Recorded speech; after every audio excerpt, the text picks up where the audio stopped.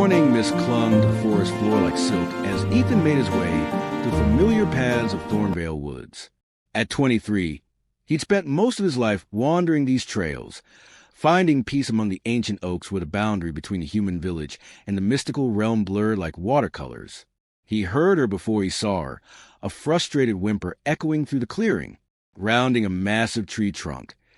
Ethan discovered a striking woman struggling with something in her auburn hair.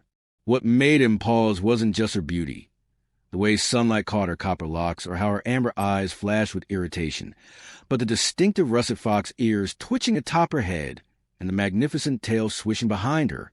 "Need help?" Ethan called out, keeping his distance. The fox folk were notoriously proud. She turned those luminous eyes meeting his. "My hair's caught on this cursed bramble. I've been here for an hour."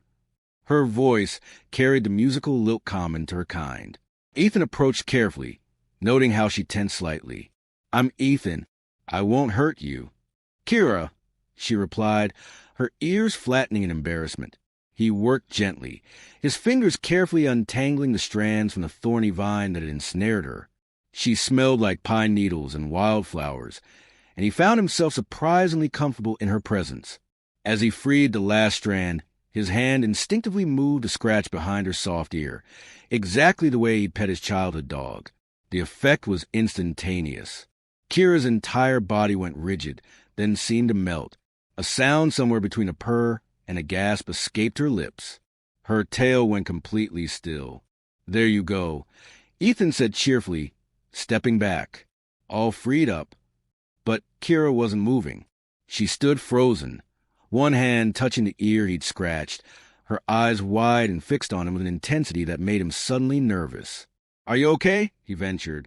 "You marked me." Her voice was barely a whisper, filled with wonder and disbelief. "I what?" Before he could process her words, she stepped forward, so close he could feel her breath. "You chose me. The ancient bond, you initiated it." "I just scratched your ear," Ethan said, confusion evident in his tone. "I didn't mean anything by it. I was just being friendly." Kira's expression shifted through several emotions, surprise, amusement, then something deeper. "Friendly?" she repeated, a slow smile spreading across her face. "My mate is friendly. This is good to know." "Wait, mate? Hold on." But Kira was already circling him, her tail brushing against his legs as she examined him with new eyes. "You're taller than I expected my destined one to be. And your scent." She leaned in, inhaling near his neck, making him shiver. "Human, mostly, but there's something else.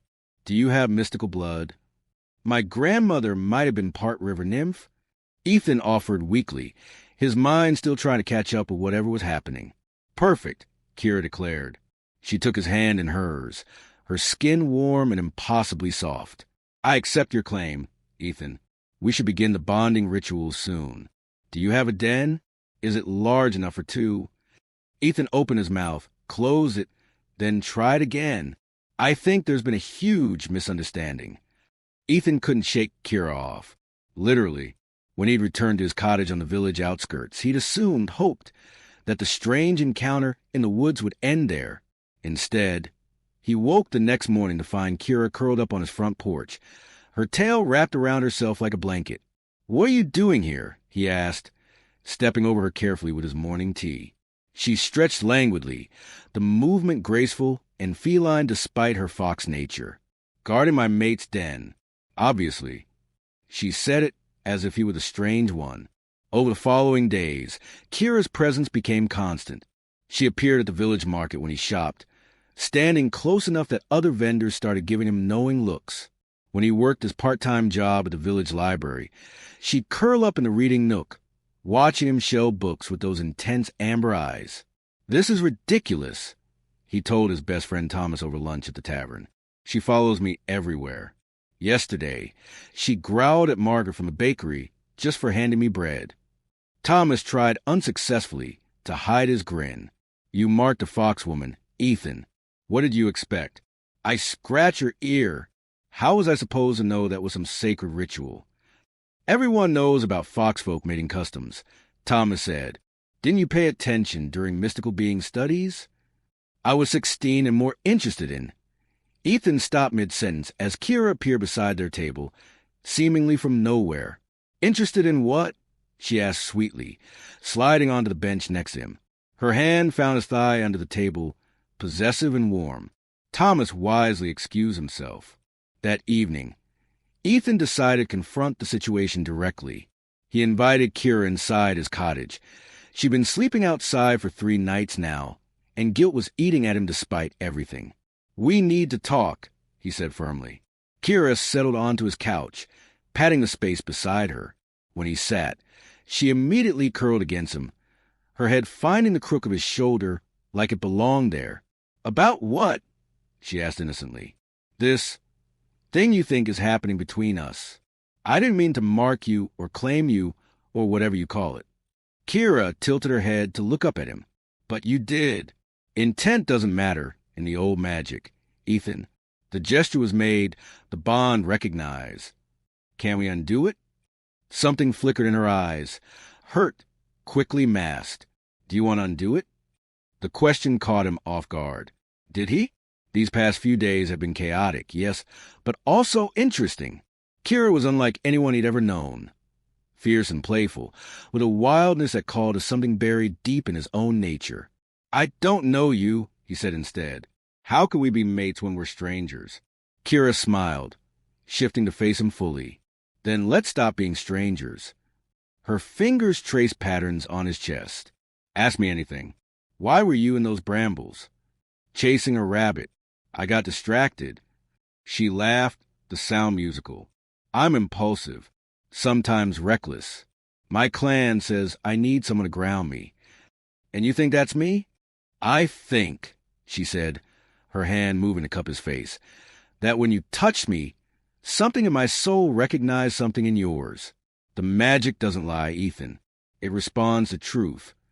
Before he could respond, she kissed him. It was soft at first, questioning, but when he didn't pull away, it deepened. She tasted like honey and wild berries, and her warmth seemed to seep into his bones. When they finally broke apart, both breathing heavily, Ethan realized his hand had found her waist, holding her close. "That's cheating," he murmured against her lips. "All's fair in love and mating bonds," Kira whispered back, her tail wrapping around his wrist. The village was buzzing with gossip.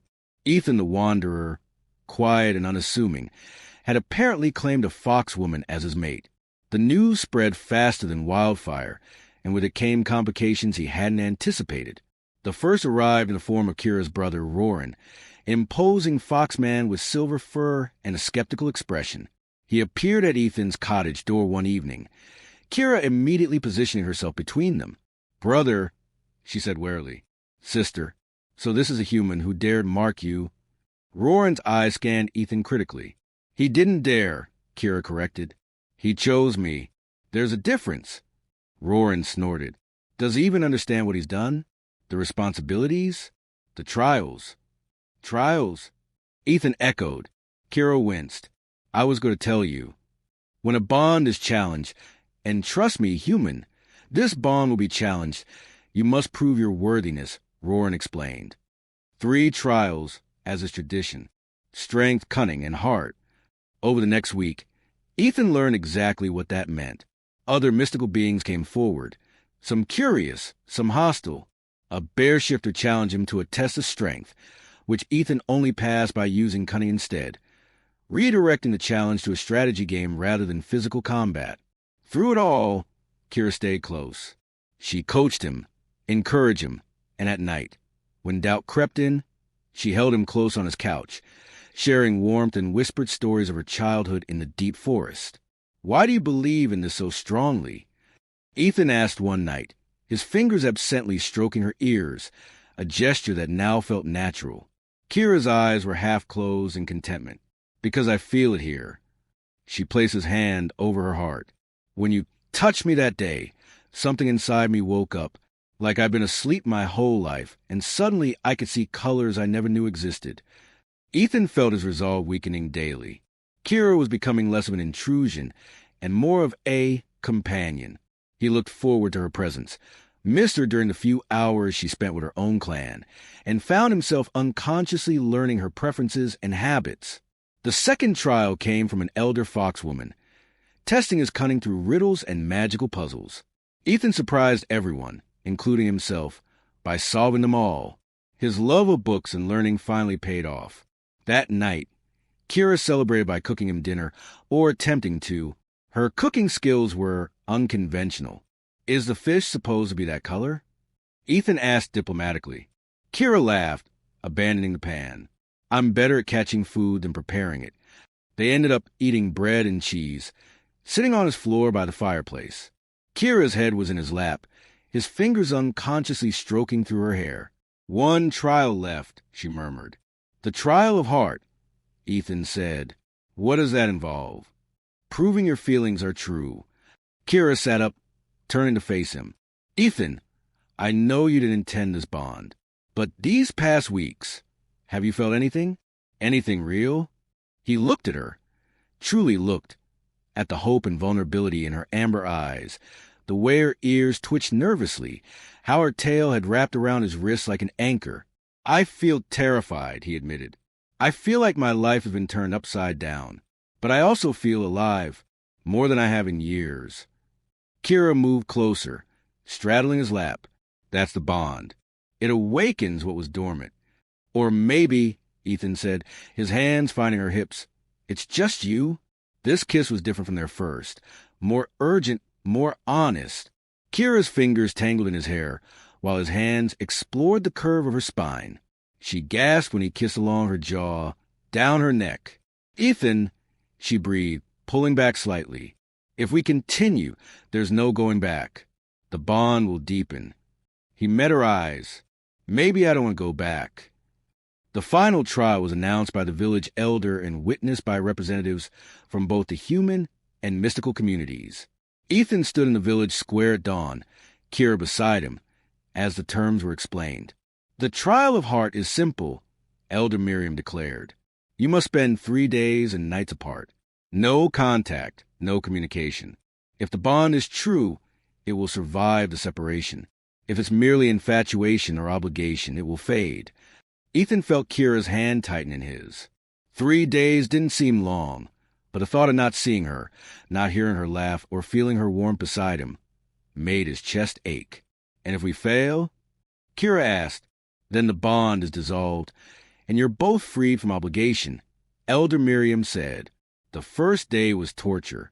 Ethan tried to maintain his normal routine, but everything reminded him of Kira. The market where she'd playfully stolen his apple. The library where she'd fallen asleep in his lap while he read. His cottage, which now felt empty and cold without her presence. Thomas found him brooding in the tavern that evening. You look miserable. I miss her, Ethan admitted. Is that pathetic? I barely knew her a month ago. That's how bonds work, Thomas said gently. They don't follow logic or timelines. How does she make you feel? Ethan thought about it. Like I'm enough. Like my quiet life and books and wandering aren't boring or insufficient. She loves that I'm gentle instead of thinking I'm weak. She makes me want to be brave. Then you have your answer. Meanwhile, Kira was faring no better. She paced her clan's den, driving her brother to distraction. You're wearing a path in the floor, Roran complained. I can feel him, Kira said, pressing her hand to her chest. Even separated, I can feel his heartbeat matching mine. Is that normal?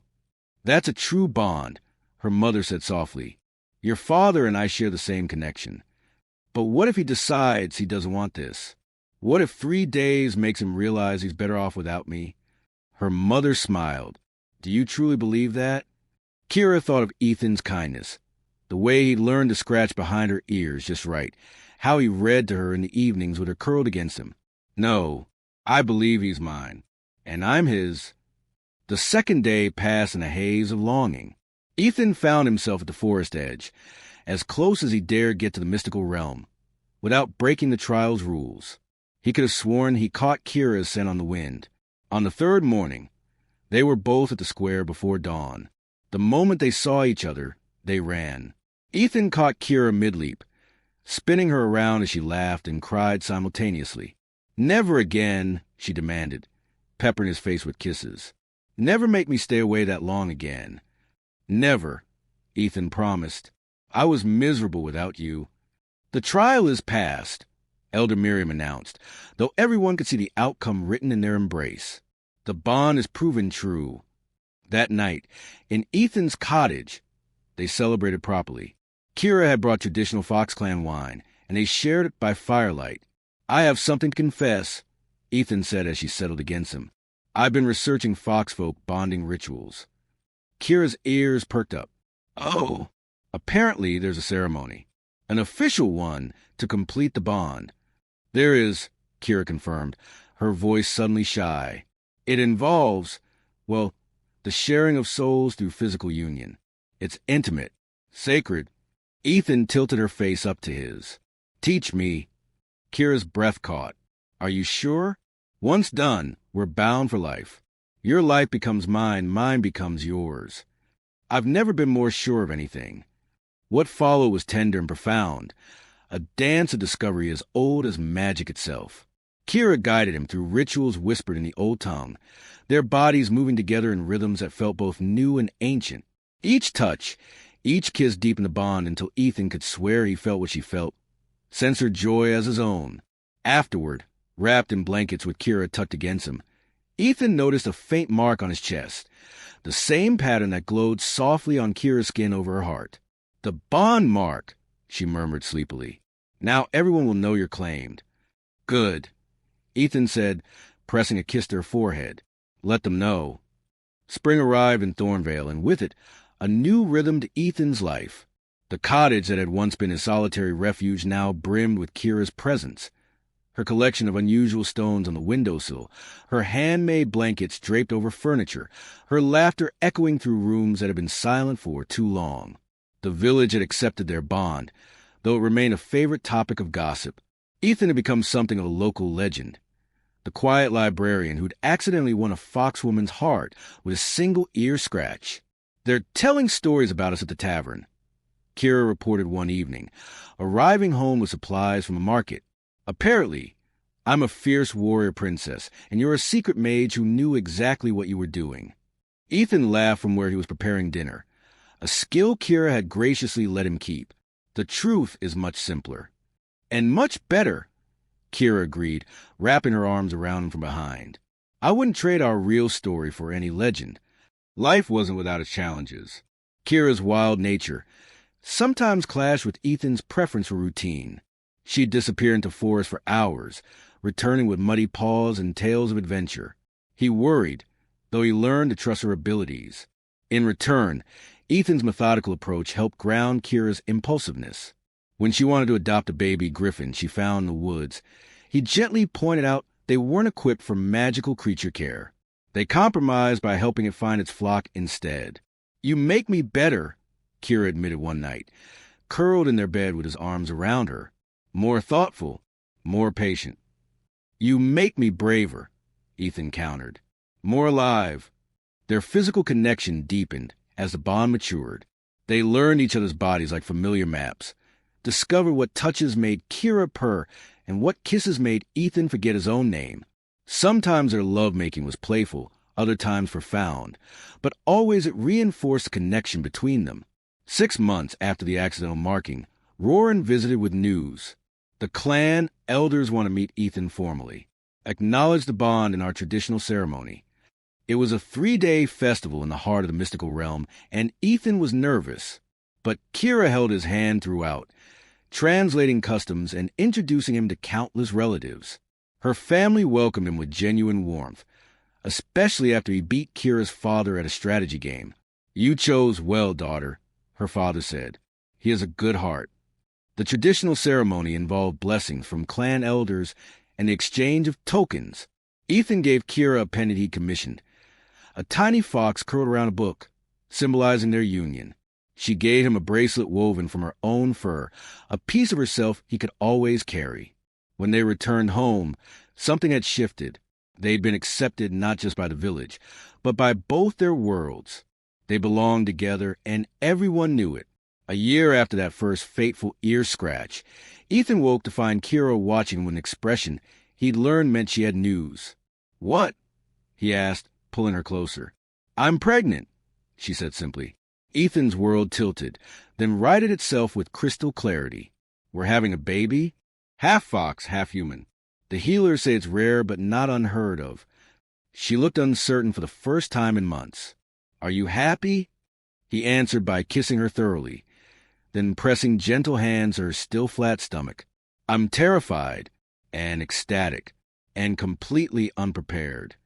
"So, a typical day for us," Kira teased. They prepared the cottage together, Ethan reading every book on mystical human hybrid children, while Kira nested with instinctive determination. Her family helped, teaching Ethan about fox-kit care, while the village elder provided advice on human infant needs. When their daughter arrived on a crisp autumn morning, she was perfect, human in form but with delicate fox ears and a tiny tail. They named her Aria, for the musical quality of her first cry. Holding his daughter while Kira rested, Ethan thought back to that day in the forest. He'd been wandering as usual, no destination in mind, content with his solitary existence. One simple gesture of kindness had transformed everything. No regrets. Kira asked sleepily, watching him with their daughter. Ethan looked at his mate, at the miracle they created, at the life they'd built from an accidental bond. Not a single one. As Aria's tiny hand wrapped around his finger, her small ears twitching in sleep, Ethan understood the magic Kira had tried to explain. This wasn't about rituals or ancient customs. It was about two souls recognizing each other, about choosing every day to build something beautiful from an unexpected beginning. Outside, the forest whispered its approval, and in the village, another story began to take shape. The tale of a gentle wanderer and a wild fox woman, of an ear scratch that changed two lives, and of the love that grew from the most unlikely of moments. Some might call it fate. Others would say it was magic.